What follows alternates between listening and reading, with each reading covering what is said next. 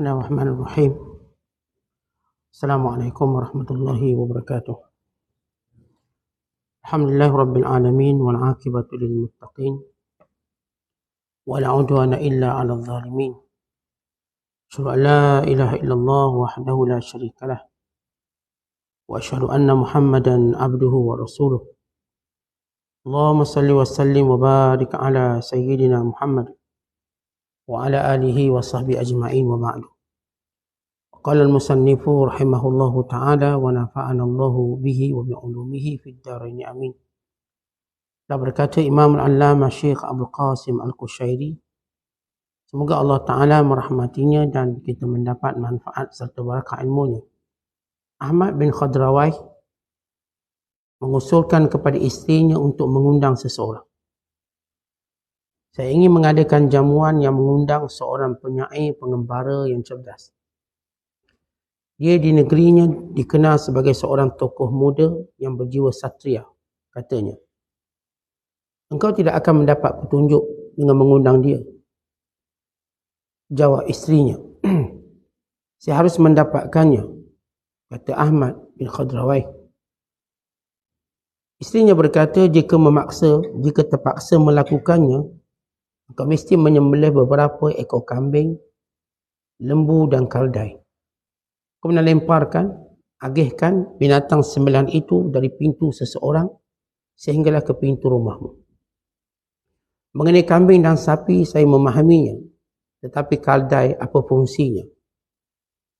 Engkau hendak mengundang seorang pemuda satria untuk datang ke rumahmu, maka jangan menjadikan ia lebih sedikit dari kebaikan yang dimiliki seekor anjing. Dikisahkan, sekelompok ulama mengadakan undangan jamuan yang di antara mereka terdapat Syekh Shirazi. Di tengah mereka makan, tiba-tiba rasa mengantuk menyerang mereka. Apa penyebab kami tertidur? Tanya Shirazi kepada tuan rumah. Tidak tahu, namun barangkali anda boleh mencari alasan daripada cerita saya ini. Sebelum mengadakan jamuan ini, saya telah berusaha keras untuk mengumpulkan hidangan dengan bahan-bahan yang jelas, kecuali seekor anak kambing.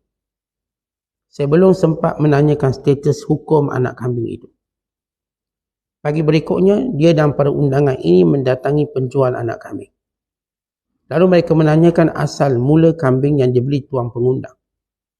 Saya sebelumnya tidak memiliki apa-apa, jelas penjual kambing. Kemudian saya mencuri seekor anak kambing dari seorang petani dan menjualnya. Mereka pun akhirnya mendatangi si petani untuk meminta keredaannya. Petani itu bersedia dengan ganti rugi 1,000 ekor anak kambing dan kami memberinya dengan tambahan sebidang tanah, 2 anak lembu, seekor kaldai dan beberapa alat pertanian. Dikisahkan pula tentang seorang pria yang menikahi seorang gadis. Sebelum menikahi malam pertamanya, lelaki itu melihat penyakit cacar di bahagian tubuh isterinya. Dia terkejut dan spontan mengatakan, subhanallah, mataku sakit. Saya menjadi buta. Isteri terkejut, akan tetapi tidak berapa lama dia kembali tenang dan suaminya masih tetap bersikap baik dan setia. Dan waktu pun berjalan, sepasang suami itu hidup bahagia. Mereka telah menjalani hidup selama 20 tahun. Selama itu pula dia tidak pernah mengalami perlakuan buruk dari suaminya sampailah dia meninggal. Semenjak ditinggal mati isterinya, laki-laki itu kembali membuka matanya. Bagaimana mungkin anda mampu menjadikan demikian? Tanya tetangganya yang hairan melihat matanya tidak buta lagi. Saya sebenarnya tidak buta, jelas laki-laki itu. Saya hanya pura-pura buta supaya isteriku tidak sedih kerana beban mental yang disebabkan penyakit cacarnya. Engkau adalah seorang satria sejati, timpa jawab, kata seseorang. Muslimin dan muslimat sedang penonton dirahmati Allah sekalian.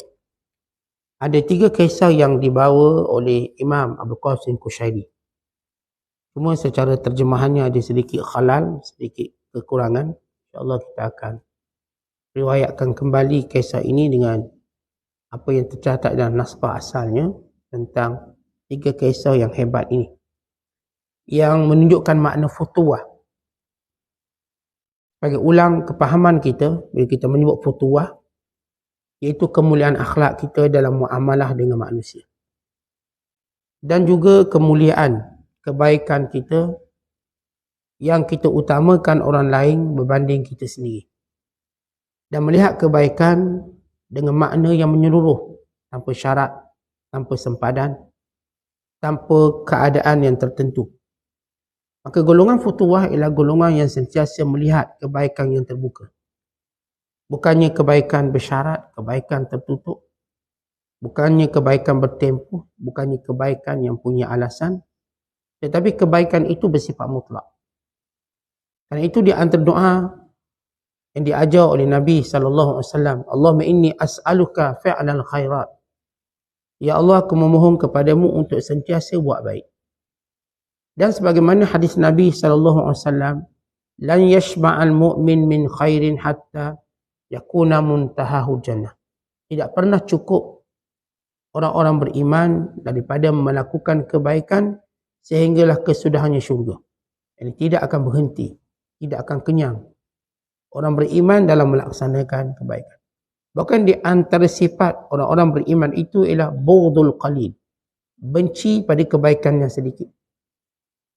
Sebagaimana ahli dunia benci pada dunia yang sedikit. Kerana golongan futuwah ini, mereka benci pada kebaikan yang sedikit.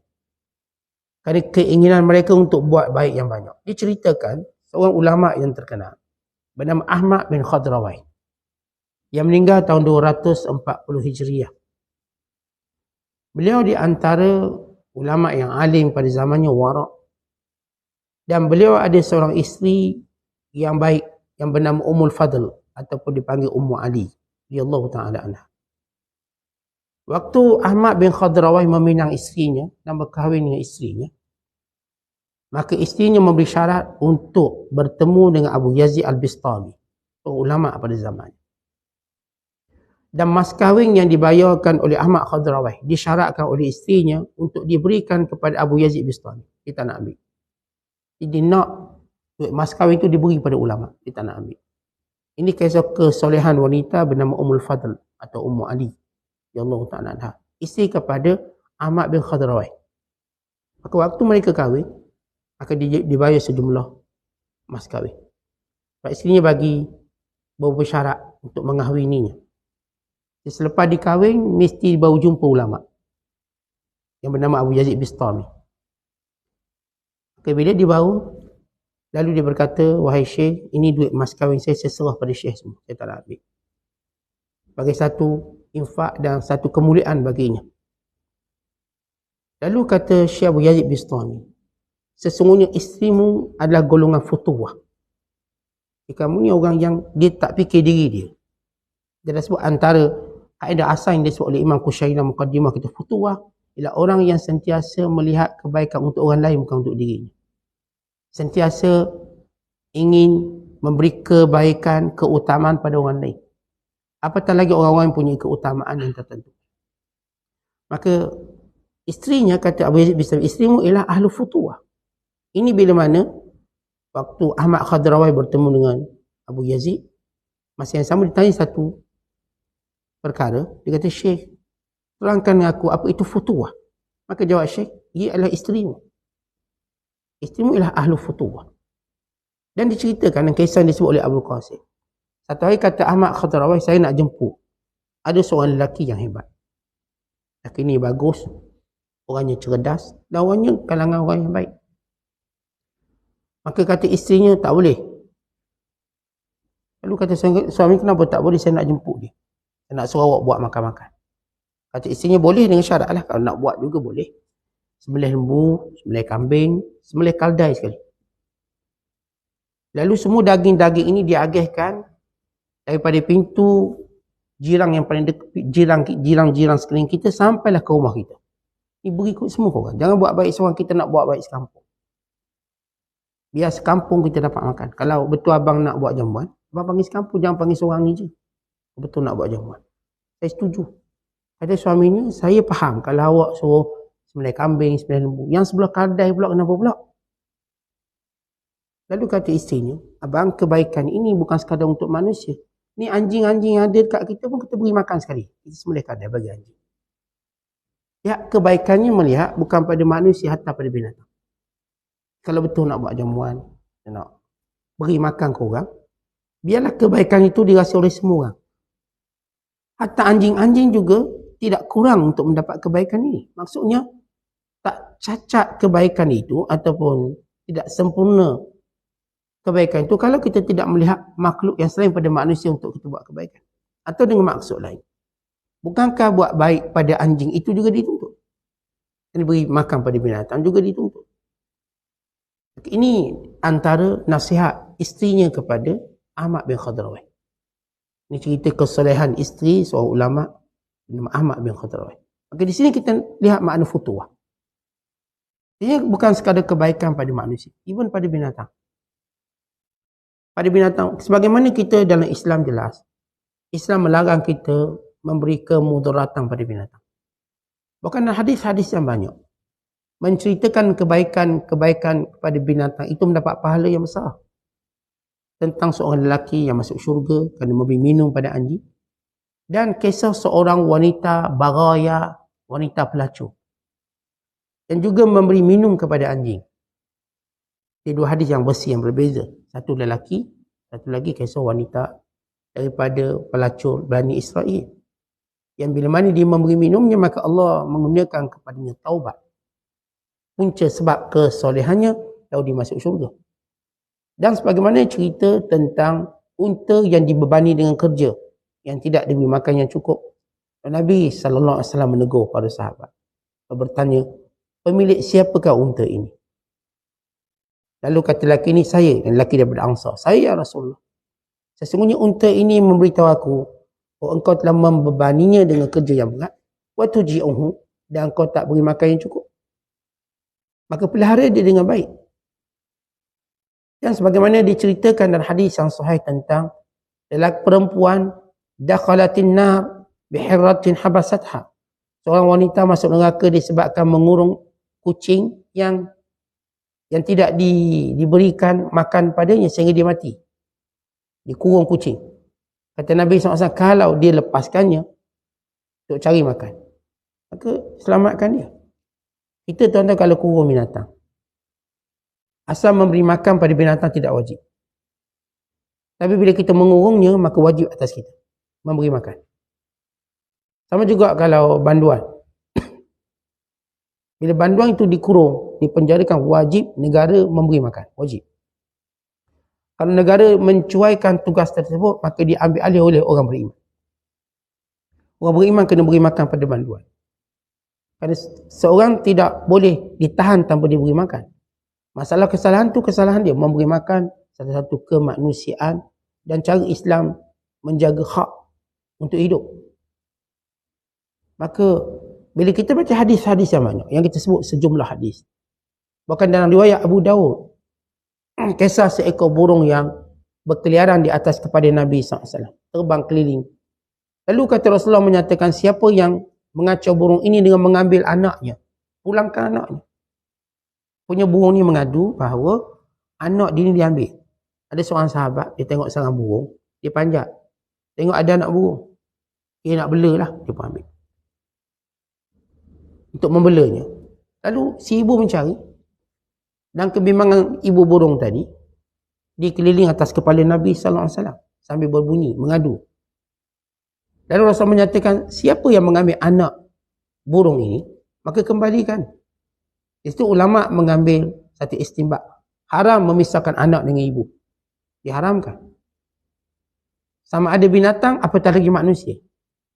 Kalau orang bercerai, masing-masing tunjuk kuasa untuk pisahkan anak daripada salah seorangnya. Sama ada lelaki tadi ambil anak, pisahkan dari ibu, hukumnya haram. Untuk dia mendapat kasih sayang. Dan sama juga isteri. Kalau dia pula ambil anak dia, ni bila bercerai, seorang anak tak nak bagi suami tengok, juga diharamkan. Kenapa? Kan naluri seorang ibu dan ayah ni kuat. Yang dia ni bercerai, biar bercerai lah. Macam mana itu dah jodoh dia sampai kat situ. Tapi anak tak boleh bercerai. Anak ni kekal. Maka wajib si ibu beri hak si ayah untuk melihat. Walaupun kalau si ibu mendapat hadanah, penjagaan. Atau si suami mendapat hak hadanah, maka dia tak boleh menghalang isterinya atau ibu pada anaknya melihat, mendapat kasih sayang. Baik, jelas dalam Islam bagaimana haram kita memberi mudarat kepada binatang-binatang. Kalau kita nak baca tentang hadis-hadis tentang binatang terlalu banyak. Cukup kita faham satu kaedah bahawa berlaku ihsan pada binatang itu mendapat pahala. Lakukan kebaikan pada binatang dapat pahala. Mendatangkan mudarat pada binatang tanpa sebab, maka hukumnya haram. Allahumma illa menaikkan binatang itu ialah binatang yang membawa mudarat. Atau binatang tadi asalnya tak buat mudarat, tiba-tiba jadi gila. Binatang ni jadi macam berpenyakit lalu membawa mudarat. Maka ketika itulah baru boleh dibunuh. Dan saja kita nak bunuh binatang, hukumnya berdosa. Apa tadi, kalau binatang-binatang tadi dikatakan wajib kita berlaku ihsan kepadanya, ataupun binatang yang dalam kategori haram dibunuh, seperti kucing sebagai contoh, haram dibunuh. Apatah lagi dibunuh tanpa sebab. Jadi bagaimana Ummul Fadl, isteri pada Ahmad Khadrawai, melihat kebaikan itu juga diberikan kepada binatang. Biar seolah-olah kalau kita nak buat jamuan, biar jiran-jiran kita terasa jamuan. Dan biar hatta binatang yang berkeliaran dekat rumah kita juga terasa kita ada jamuan. Supaya semua mendapat kebaikan. Dan kisah yang kedua, itu yang berlaku kepada Abu Ishaq Ash-Shirazi. Ishaq Ash-Shirazi, seorang daripada ulama Syafi'i yang terkenal, yang meninggal tahun 476 Hijriah. Yang beliau seorang ulama yang wara' al-faqih, yang bijak berpidato, bahkan orang yang hebat dalam memberi kuliah, sehingga Nizamul Muluk zaman kerajaan Abbasiyah memberi suatu keizinan khas untuk dia mengajar keilmuannya. Dan bila mana beliau meninggal dunia, ada murid menggantikannya, namun tidak dibenarkan kerana kemuliaan syekh yang hebat, tak layak, anak dia pun tak layak, anak murid dia pun tak layak nak ganti. Maka ditangguhkan kuliahnya selama setahun. Saya jumpa orang yang benar-benar layak. Saya tidak mengurangkan kursi meja yang pernah Abu Ishaq Shirazi duduk. Bila kursi dan meja yang duduk oleh ulama yang hebat. Lalu nak ganti dengan dia, biar satu level dengan dia. Kerana kemuliaan yang dia ada, dia letakkan. Di mana tak dapat kemuliaan tadi, maka ditangguhkan. Ini yang disebut, yang difikirkan oleh Sultan Nizam Muluk waktu itu. Dan beliau seorang yang hebat dari sudut ilmu, dan ketua ulama mazhab Syafi'i pada zamannya, bahkan pada zaman kita. Atau mungkin antara kitab yang memang terkenal, yang dirujukan dalam mazhab kita Syafi'i, namanya kitab Muhazzab. Kitab Muhazzab al-Fiqh mazhab Syafi'i telah disyarahkan oleh Imam An-Nawawi, lalu dinamakan dengan nama kitab Majmu'.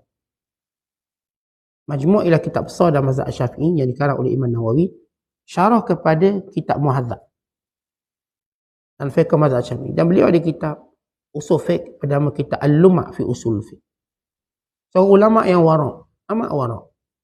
Ustaz Syarazi ni orang wara', orang yang sentiasa menjaga wuduk, sehingga dikatakan bila beliau pada usia, pada tahun kematiannya usia tua, sebab dia antara ulama yang umur panjang, sehinggalah umur dia 80 lebih.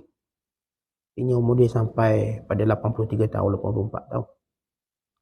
Bila tua ni perut cepat sebu, angin, sehingga dia mudah buang angin. Namun dia tetap jaga wuduk, sehingga satu malam beliau mengambil wuduk sampai 17 kali. Jadi setiap kali batal dia ambil wuduk. Dia tak macam kita kan ambil wuduk 2 kali malam, tak? Sejuk. Ini Imam Shirazi pada musim sejuk. Sejuk yang salji tu.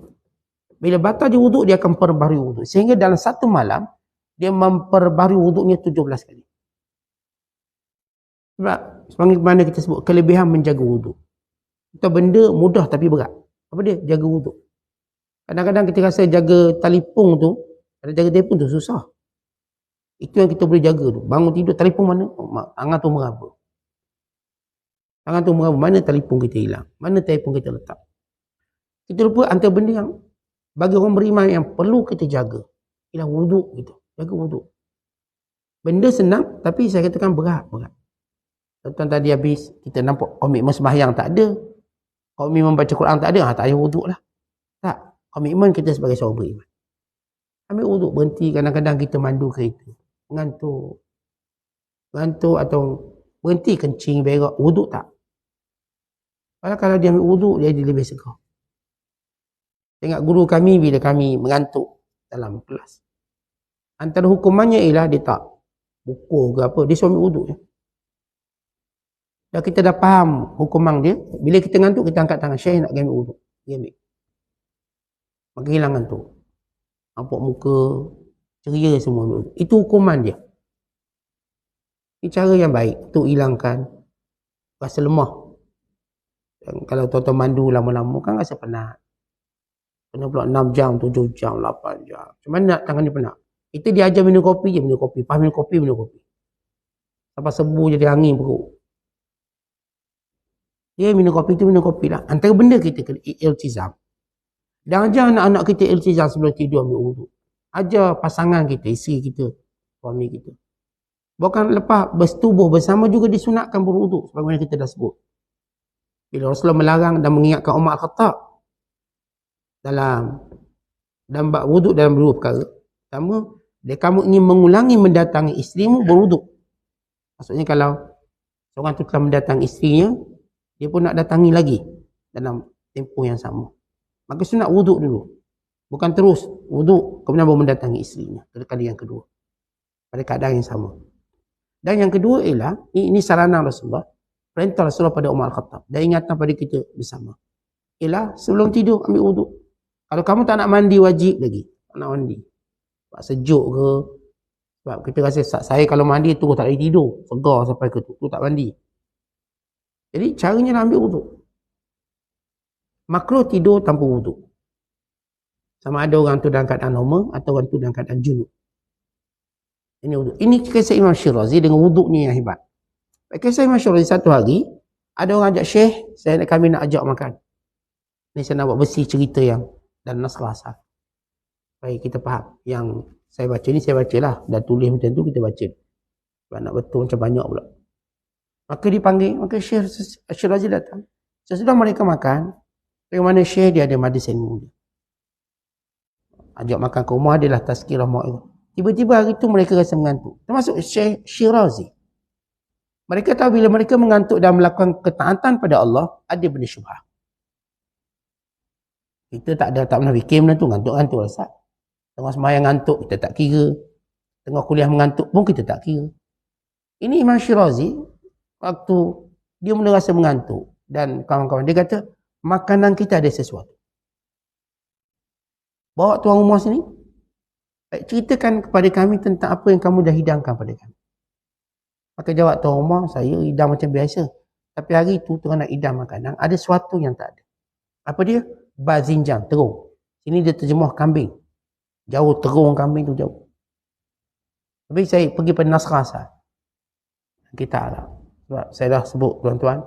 Saya ajar kitab terjemahan, saya akan baca kitab Arab yang asalnya. Yang ditahqiq. Baca dulu dan saya tepuk, kemudian saya tengok terjemahan. Kalau dia okey, saya terus baca. Kalau tak okey, saya buat sikit pembetulan.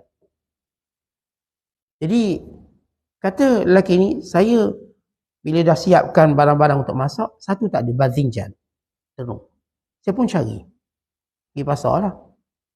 Pasar tanyalah orang yang saya biasa ambil barang pasar. Ada bazinjan tu. Kita kejap. Kebetulan dia pun tak ada stok terung. Akhirnya dia pergi curi terung orang. Terung seorang petani. Terung. Sebab ni jamuan besar, banyaklah terung. 10 kilo lah terung ni. Dia curi terung. Lalu diberi, dijual. Maka itu syubahanya. Lalu kata tuan rumah ni, baik saya tanya seorang penjual tu, takut dia. Tuan rumah pun tak tahu. Kemudian dia kata, okey, saya nak beli terung yang sekian banyak.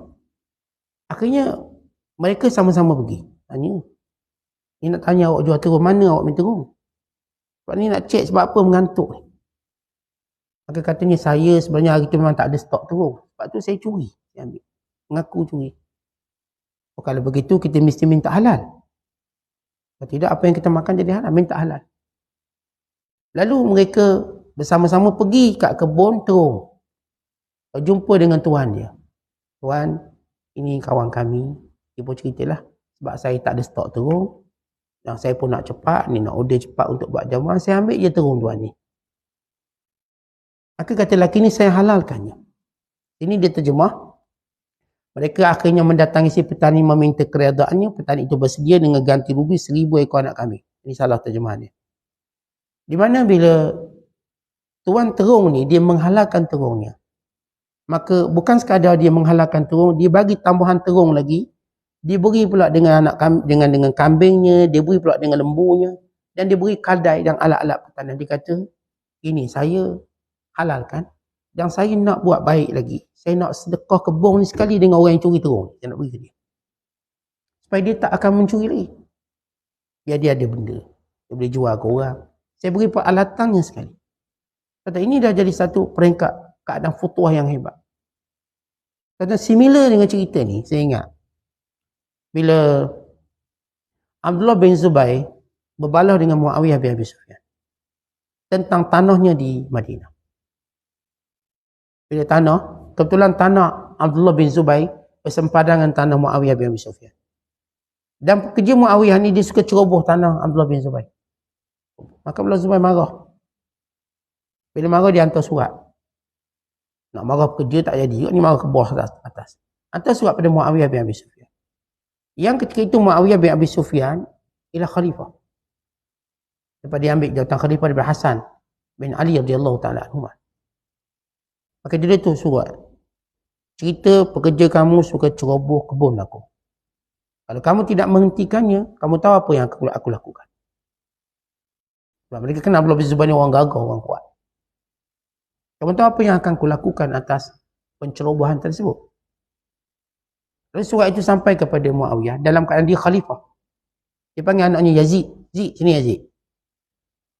Sebagai putera mahkota dia. Apa pandanganmu terhadap surat ini? Dia kata Yazid, ini surat mengancam ayah ni. Kita kumpul je bala tentera kita serang. Kita pergi je tawan dia. Kata Muawiyah bukan begitu cara kita. Kamu lihat bagaimana cara aku memperlakukannya. Maka dia pun tulis surat. Minta maaf. Dan menghadiahkan kebunnya terus pada Abdullah bin Zubair. Ni kebun bersebelahan tu saya hadiahkan terus. Dia tak payah gaduh lah. Terus. Kalau Abdullah bin Zubair tengok hebat akhlak Muawiyah. Dia duduk kritik pekerja yang ceroboh. Akhirnya Muawiyah sedekah terus kebun tu sekali. Ambil hadiah. Lalu Abdullah bin Zubair menunggang kudanya pergi ke Syam. Damsyik. Pusat pemerintahan kerajaan Umayyah. Dan pergi untuk mengucapkan terima kasih atas kemuliaan akhlak dia. Dan yang ni dah mulia akhlak kerana sedekah, kerana hadiah. Maka dia memuliakan dengan ikram dia. Abdullah bin Zubair bukan jenis orang mudah jumpa orang. Ini sahabat Rasulullah yang pertama lahir di kota Madinah atau di Quba. Sebab ketika mana Asma binti Abi Bakrin mengandung, waktu itu waktu hijrah, maka beliau hijrah sama suaminya Zubair bin Awam. Berhenti di Quba dan kawasan Quba, dia beranak. Lahirlah Abdullah. Yang ditahnikkan oleh Rasulullah dan dinamakan dengan Abdullah. Itu Abdullah bin Zubair bin Awam. Anak pada Asma binti Abi Bakr, cucu Abu Bakar Siddiq. Allah Ta'ala anhu. Yang pertama lahir di kota Madinah ataupun di Madinah. Dan muhajirin pertama yang lahir di Madinah. Jadi dia hijrah dalam perut terus. Mak dia tu tengah ngandung bawa dia berhijrah. Sehingga dia lahir di kota Quba. Rasulullah mentahnikkannya dan menamakan dengan nama Abdullah. Dan orang kenal Abdullah ni watak dia. Berani. Bukan jenis orang yang suka nak jumpa-jumpa orang. Melainkan orang ni orang mulia, baik. Okay, ini kisah bagaimana futuah. Tentang kadang-kadang kita cara nak selesaikan niza' kekhilafan.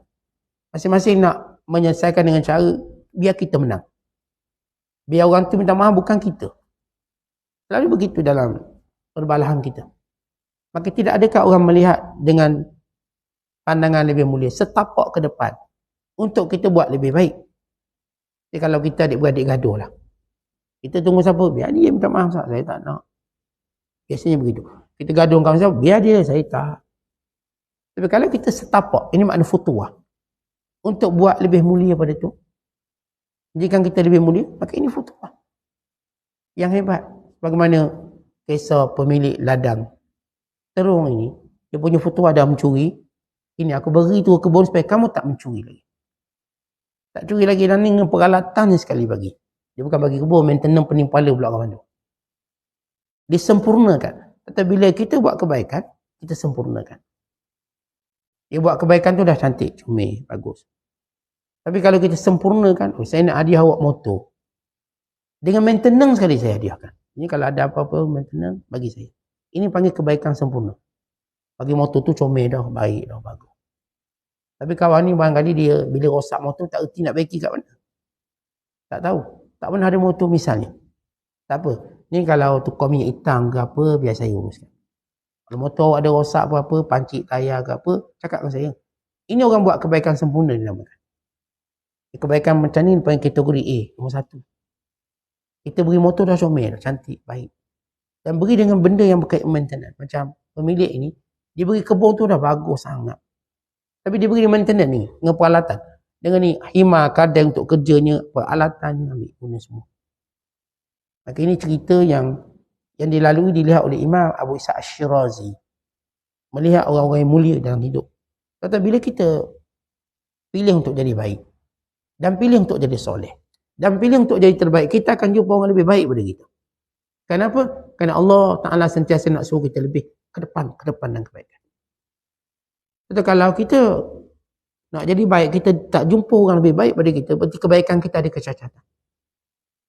Kerana seorang bila Allah berikan dia kebaikan, bagaimana kita sebut dalam kaedah yang disebut oleh para ulama, bughdu minal qalil.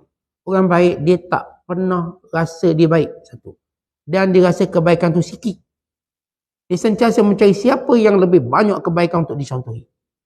Macam tuan-tuan tengok orang kaya. Orang kaya rasa kaya? Rasa. Tapi dia masih rasa kaya dia sikit. Dia cari lagi orang kaya lain. Untuk dijadikan sebagai ikonik dia ataupun ikon dia. Untuk dia terus ke depan. Orang cerdik, dia cari orang cerdik lagi. Untuk dia terus memperoleh kecerdikan tadi. Orang baik. Allah Ta'ala tak akan jadikan orang baik itu berhenti pada satu tempat. Melainkan Allah nak suruh dia naik. Sehingga dia berada pada kemuncak tanpa dia ketahui. Maka dengan sebab itu Allah pertemukan dengan semua orang baik-baik. Dan dia jumpa orang yang akan lebih baik pada dia. Kenapa? Supaya dia ikut orang ni. Jadi lebih baik. Lebih baik. Ini bagaimana kita nak nilai kebaikan. Kalau ke mana kita buat baik, kita tak jumpa lagi orang baik macam kita. Secara akal kita. Bukan saya sombong kita. Maka hati-hati dengan kebaikan tadi. Kerana kebaikan tadi boleh jatuh dengan cepat. Tapi kalau kita baik, Alhamdulillah. Yang kita jumpa orang baik pada kita, maka Alhamdulillah. Sebab saya akan terus menjadikan dia sebagai orang yang qudwah ikutan saya. Saya dekat dengan dia, maka dia pertemukan saya lagi dengan orang baik. Macam tuan-tuan belajar, tuan-tuan jumpa orang alim. Dan orang alim ni, dia akan ajak tuan-tuan jumpa orang alim lagi. Dan orang alim ni pula, dia akan jumpa orang alim lagi. Dan orang alim ni, dia cerita lagi tentang orang alim lagi. Sehingga kita lihat ilmu tu macam tak boleh berhenti. Saya jumpa dengan guru kami. Guru kami ni bawa jumpa guru dia. Guru dia cerita tentang guru dia. Lalu kita rasa keledainya kebaikan kita dan ilmu. Begitu bila Allah nak beri kita ilmu banyak. Tapi kalau beri ilmu sampai pasal dah tak ada orang ni setakat saya, habis kita. Datang sombongnya. Bukan datang, kita katakan standard tu akan menurun. Sebab kita dah, bila berada pada zoom selesai, kita mula ke bawah. Sebab itu bila kita berhenti belajar.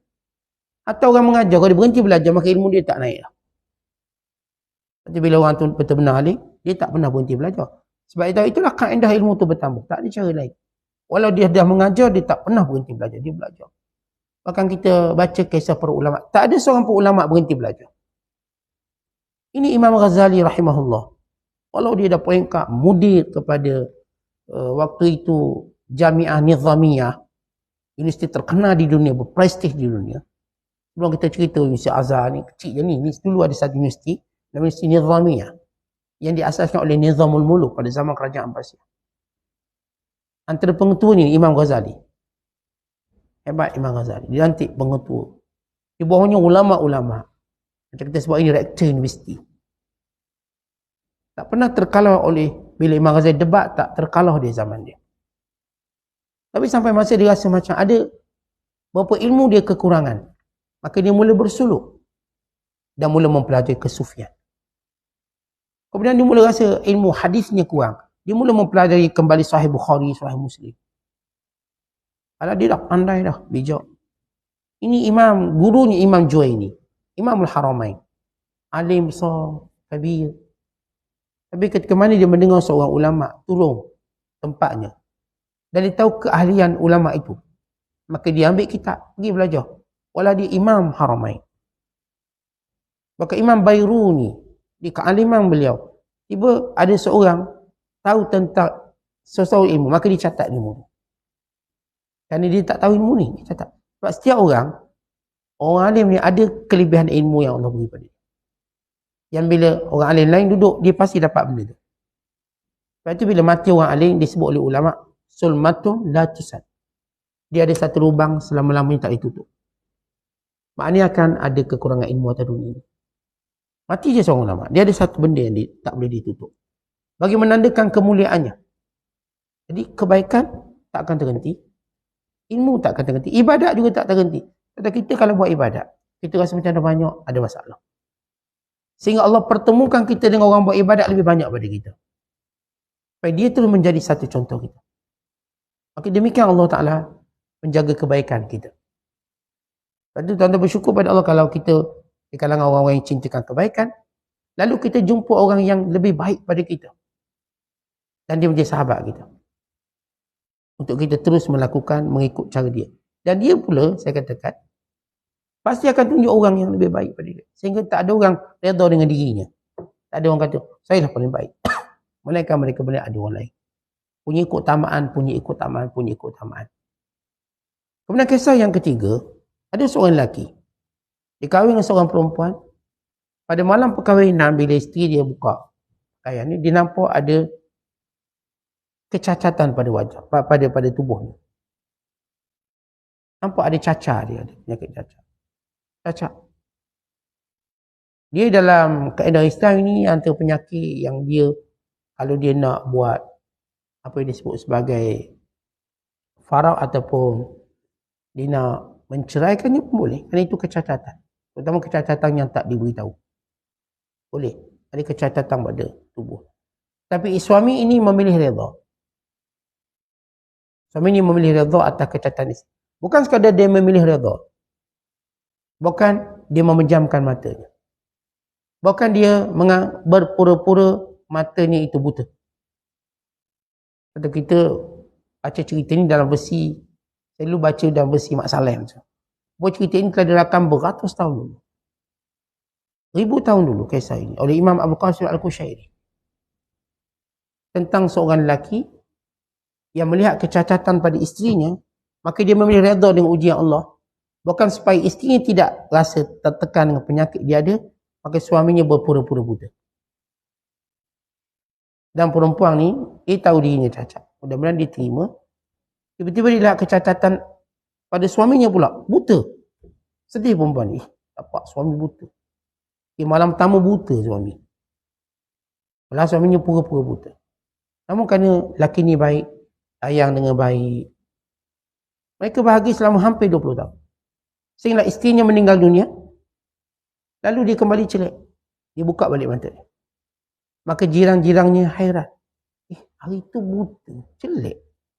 Memang hairan lah. Macam mana dia boleh berpura-pura buta dalam tempoh yang panjang? Supaya tidak melukai isterinya, tidak menyakiti isterinya, dan kerana sifat redhanya. Akhirnya, dia berkata sebenarnya, saya pura-pura buta. Sebab bila saya lihat kecacatan pada isteri saya, maka saya redha menerima kecacatan isteri. Tapi saya bimbang itu jadi beban bagi dia. Beban. Kalau kita tak ada keaiban, keaiban tu beban. Melainkan orang yang boleh terima keaiban kita. Kita boleh bersahabat je. Jangan kata kahwin. Kau kahwin. Kita bersahabat. Ada keaiban kita. Yang jadi kita boleh rapat dengan sahabat kita bila mereka terima keaiban kita. Tapi bila orang tak terima keaiban, agak sukar untuk kita berbaik. Apatah lagi dalam rumah tangga. Rumah tangganya asalnya satu je. Terima kekurangan, keaiban. Terima. Terutama keaiban yang tak boleh nak ubah. Dapat bini dengkur, nak buat macam mana nasib. Keaiban dia, redha. Suami dengkur, lagi kuat suami dia dengkur. Redha, belajar redha. Kerana kebaikan dia banyak, mungkin dia rajin buat kerja rumah, sekian-sekian. Cuma tidur je dengkur. Kalau dalam kuliah duduk belakang dengkur, dia dengar sini. Malu bini dia. Suami saya kuat dengkur. Malu ke ustaz. Itu kekurangan dia, tapi dia ada kebaikan. Ada kekurangan tak boleh kita nak ubah senang-senang. Ada kekurangan perlukan masa untuk berubah. Mungkin si suami ni jadi pemarah, suami ni jadi sekian, dia perlukan masa. Yang si isteri kena redha kalau nak jadi pasangan yang baik. Atau suami melihat ada kekurangan isteri, adalah jadi malas sikit, keluar rumah malas, berdebu rumah. Nak sama dengan Ashabul Kahfi dah gua tu. Rumah tu macam gua. Dia terasa tidur macam dalam gua. Tapi dia sabar kerana perubahan itu mungkin boleh berlaku sikit. Kadang-kadang dia tak perlu nak marah-marah bini dia. Dia tolong sapu sikit. Lama ni sikit rasa datang tanggungjawab. Tentu ini yang penting dalam muamalah kita dengan orang. Kita bukan bermuamalah dengan malaikat yang sempurna. Kalau tuan-tuan sebut je manusia, kiralah siapa. Dia membawa bersamanya puluhan kecacatan dan kekurangan. Kalau tuan-tuan tak bersedia terima kekurangan, tuan-tuan tak akan jumpa orang. Tak akan. Maka kesempurnaan dalam pergaulan kita, bila kita terima kekurangan, itulah kesempurnaan. Saya boleh berkawan dia 20 tahun, 30 tahun. Sebab saya boleh terima kekurangan dia. Dan dia juga boleh bersahabat dengan saya kerana dia juga dapat terima kekurangan yang saya ada. Dalam perkahwinan pun sama. Ini perkahwinan kalau orang cari sempurna, dia mencari yang mustahil. Dia cari yang mustahil. Dia kahwin dengan bini ni, perangai macam ni. Oh tak boleh, cerai. Ni pula. Atau dia kahwin dengan suami ni, nampak suami ni teruk, minta cerai. Sampai sudah dia tak akan jumpa suami dia. Sampai sudah dia tak akan jumpa isteri dia. Tapi kalau dia belajar terima kekurangan, ini jihad dia. Dan ini mujahadah dia. Dan inilah futuwah. Jadi antara makna futuwah itu, kita terima kekurangan orang lain. Dan kita melayaninya dengan tidak melihat kekurangan itu. Bukan macam kita dah sebut, kita tak ada beza. Kita makan orang kaya, makan orang miskin. Tak ada beza. Waktu kita duduk, kita tak tunjukkan perbezaan. Biasa. Sehingga orang tu selesa. Atas Nabi SAW, ada seorang sahabat kena penyakit kusta. Penyakit kusta, ini bahaya lah. Sehinggalah dalam keadaan tangan dia ni ada masalah. Cacat. Lalu Nabi SAW duduk makan dia. Sehingga supaya orang ni tak rasa macam janggal. Lalu Nabi kata, kul siqatan billah. Makan-makan. Yakin pada Allah tak akan ada mudarat. Kamu duduk dengan aku tak akan mudarat. Itu di antara akhlak baginda SAW. Dan Nabi menjadikan orang duduk dengan baginda selesa. Nabi tak suka orang duduk kat dia ketar-ketar, takut-takut. Tak ada. Nabi akan berbual, bercakap sehingga orang tu rasa masa selesa, seolah-olah tak ada apa-apa. Walau ini Rasul. Hebat. Ia tak mengurangkan kehebatan Nabi SAW. Atau bila satu hari seorang lelaki datang jumpa Rasulullah. Tiba-tiba nampak ketar tangan dia. Dia kehebatan Rasulullah. Lalu kata Rasul, janganlah takut macam tu. Aku juga lelaki yang makan daging hancur. Aku juga daging kering, dipanggil qadid. Daging dijemur kering, kemudian boleh dimakan, dimasak. Supaya tahan lama. Sebut daging asing, panggil qadid. Rasul kata, aku juga orang makan daging asing. Dan kita sebut bahasa mudah. Saya pun orang makan budu lah. Bahasa mudah lah. Saya pun jadi orang makan cencalut lah. Nak beritahu kita ni, cara makanan marhin. Orang biasa macam sama. Saya pun jadi makan bubur Ashura dalam tempurung. Nak beritahu, saya tak ada nak fikir kelas sangat, tak ada.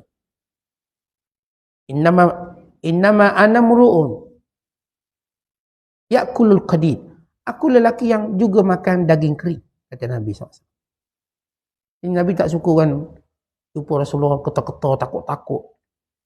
Tidak begitu cara muamalah kita. Maksudnya, bila kita muamalah dengan orang, sehingga orang rasa kemesraan kita. Dia tak nampak saya ada pangkat ke tak ada pangkat. Sama. Cara bersembang, kalau dia nak buat lucuan ke, dia sama. Dia tak ada kata, oh tak boleh, ini tak boleh, ini tak boleh. Sehingga menimbulkan rasa tak selesa seorang bila bermuamalah dengan dia. Ini futuwah. Sifat seorang suami yang punya futuwah yang hebat dalam muamalah dengan isterinya. Walaupun kita katakan dia boleh minta khiyar, minta fasakh. Dalam bab nikah ni kita panggil fasakh. Fasakh ni bila ada kecacatan pada isteri, pada suami, boleh minta fasakh. Fasakh dalam bahasa Melayu panggil bubar perkahwinan. Bubar ni maksudnya dia tak lekat cerai. Jadi kalau suami tu cerai satu, dia akan bawa satu tu sampai bila-bila. Kalau dia kahwin lagi dengan perempuan tu, maka dia masih pegang satu cerai tu. Maka kalau dia cerai lagi jadi dua. Tapi bila dia fasakh, Dia dibubarkan perkahwinan tanpa ada cerai. Ini bila mana pasangan itu ada kecacatan yang boleh minta fasakh. Masuk kecacatan, ingat tak buta tiba kahwin buta, itu boleh dipasakh. Kalau dah 10 tahun kahwin baru buta, tak boleh minta fasakh. Yang kahwin buta, boleh minta fasakh. Sebab saya tahu suami saya ni celik, tiba malam perkahwinan dia boleh buta. Atau si suami pula, malam perkahwinan dia ada kecacatan, dia boleh minta fasakh. Sebab perkahwinan ni lama. Itu bukan nak kahwin 2 hari, 3 hari. Kalau mula kahwin dah nampak cacat tu jelas. Dan seorang lelaki atau seorang perempuan tak mampu menanggung kecacatan, dia kena adu di mahkamah untuk minta bubar perkahwinan, panggil fasakh. Kerana fasakh ni pertama dia tak ada cerai, 1, 2. Yang kedua dia tak ada kewajiban nafkah. Tak ada kewajiban nafkah. Dan fasakh ini juga menjadikan lelaki tidak memiliki rujuk. Artinya walaupun dia ada iddah dia misalnya, tapi dia tak ada kuasa untuk rujuk. Itu beberapa hukum umum tentang fasakh. Kalau dia tak sentuh langsung, itu memang tu tak ada iddah. Sebab mana-mana wanita yang belum disentuh, maka dia tak ada iddah. Dia boleh tu kahwin lain tanpa menunggu tempoh iddah. Ini kita cerita tentang hukum fasakh. Tapi memilih redha itu lebih baik. Memilih redha dengan kekurangan suami, kekurangan isteri, kekurangan sahabat. Memilih untuk redha kekurangannya. Yang kita ada kategori benda yang tak boleh berubah kekurangan. Berkaitan dengan fizikal, cacat cela fizikal. Ada dalam kategori boleh berubah tapi makan masa panjang. Ada kategori boleh berubah cepat. Jadi kalau kita menerima kekurangan tersebut, maka ini antara akhlak futuwah kita. Dalam persahabatan ke, dalam rumah tangga, atau dalam jual beli. Atau dalam jual beli kita, penjual tu adalah kekurangan dia. Ada benda yang tak pandai dia buat. Kerana pembeli pun ada benda tak pandai dia. Ada kekurangan dia. Bab berjanji dan sebagainya. Lalu kita menerima kekurangan tersebut. Dan kita kata penjual, bila nak hantar? Oh, saya akan hantar lusa. Tengok minggu depan pun hantar. Kata kita terima kekurangan dia. Sebab banyak aspek. Banyak aspek. Kadang-kadang dia terdesak nak beritahu cepat supaya orang beli barang dia. Kalau dia tahu benda tu tak boleh sampai 2-3 hari. Kita cakap dia gini, saya tak kisah barang tu sampai lambat atau cepat. Tapi awak kira betul berapa hari biasanya sampai. Awak tak payah janji saya, janji-janji yang awak tak boleh tepati. Kadang-kadang saya katakan penjual, dia terdesak untuk berjanji takut pelanggan lagi. Jadi dia pun kata esok. Mudah esok. Bila nak tahu? Esok. Petang, pagi ni. Yang kita beli mula dia kata, oh tak boleh lah bos, pekerja saya tak datang. Yang seorang tu pekerja, nenek dia mati. Yang seorang tu bini dia beranak, banyak cerita. Alasan, kita cakap gini lah, awak cakap, beritahu. Sebenarnya awak boleh hantar bila. Saya tak kisah. Awak beritahu tak boleh. Saya sebenarnya boleh hantar minggu depan. Sebab sebenarnya saya baru nak cari pekerja lah, cakap macam tu. Waktu tu pekerja ni nak matilah apa. Ada adik pekerja pun tak ada. Jadi kita boleh terima kekurangan dalam muamalah. Dan ini disebut dalam Islam sebagai samhan. Toleransi. Rahimallahu mura'an. Samhan iza syara. Wa samhan iza ba'a. Wa samhan iza qtada. Atau kama qala sallallahu alaihi wasallam. Allah merahmati orang yang bertolak ansur bila dia membeli. Dan bertolak ansur bila dia menjual.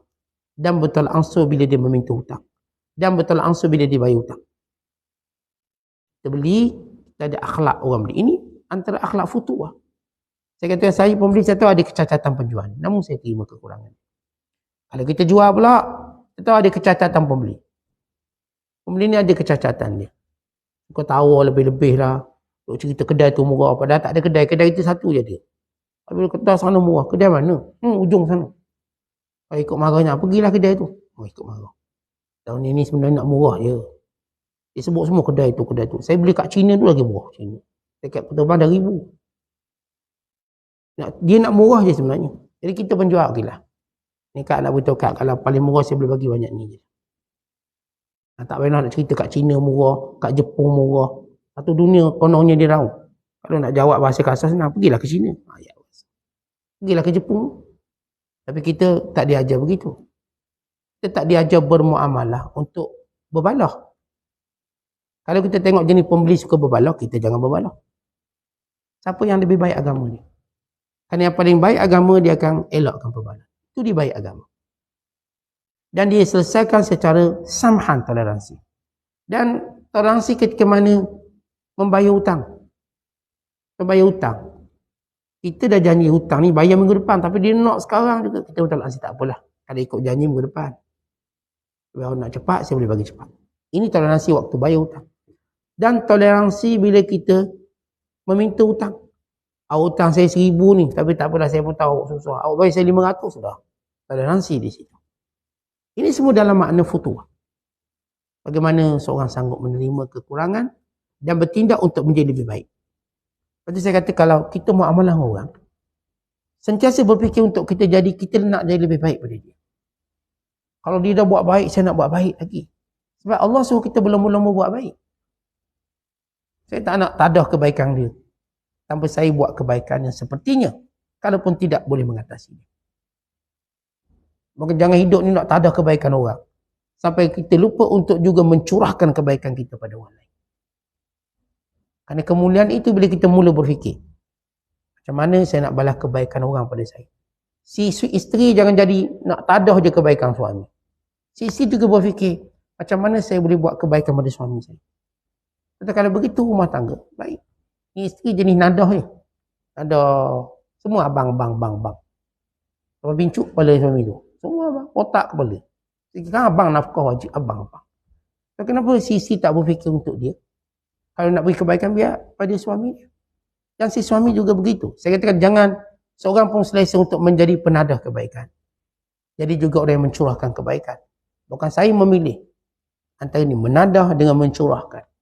Saya akan pilih untuk beri kebaikan lebih baik.